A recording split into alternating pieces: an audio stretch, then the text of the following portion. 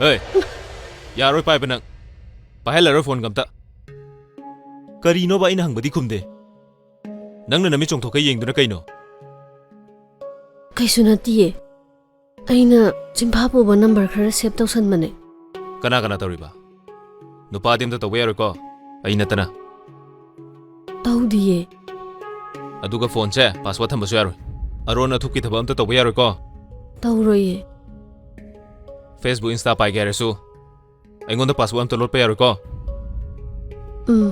Lot lo. Yare, hojikidi thengi. Nami chokani. Phone je pai no. Ai wa ma gai ge. Ai gi pabungi firoi tok duse. Nangi sat ki kana haidu no do. List ama sema ga aingonda piro. Je phau pi gi doni. Imana yarakadra. Kari no yarakadra bo. Aigi imana bi kawbodo. Kari gi yaru duiba. Ima gi maru mapang su loina kawri ni. Aduga pabungi maru mapang sing su. Ai gi imana ba dei su je phau loin chatli ni. Aigi di imana bi yam diye. Dainaga tanuga moy ani tawrake. Ado da khage masulak toira.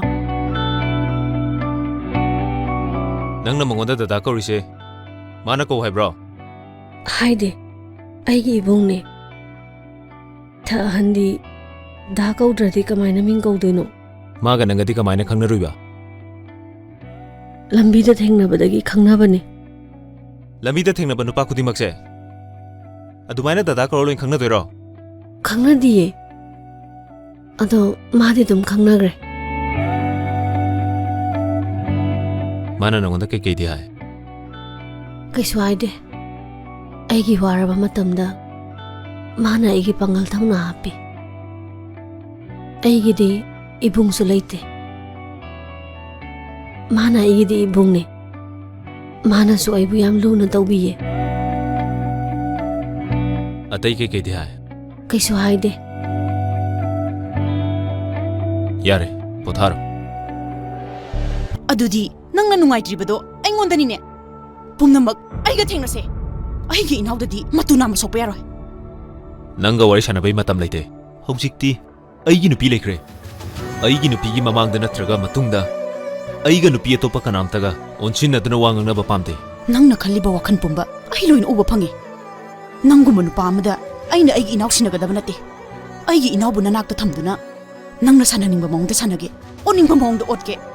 Aduga aigi ithakta laman khongge khalibado aina uba phangi. Mada mache aina oithokhala. Sa nangi sarangda aigi inabu thamo. Nangna mi thadokduna aigi inabu phabani. Masana yadaba nupi bu pharaga chenbagi nangi na thakta aina kes thangatpa ngame. Adubu aigi inawgi ikai khomna sokani haibagi aina tumina laisanbane. Aduga nangna khangadabadi nafamda aigi inaw sinaroi. Nangonda aigi inaw hongba aina suga yaroye. Adu oiba tarabadi hojik pugiba taredana. Now.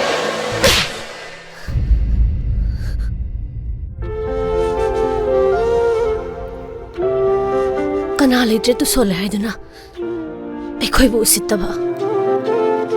Achaw asang oiba nakhoi gi lichatlo.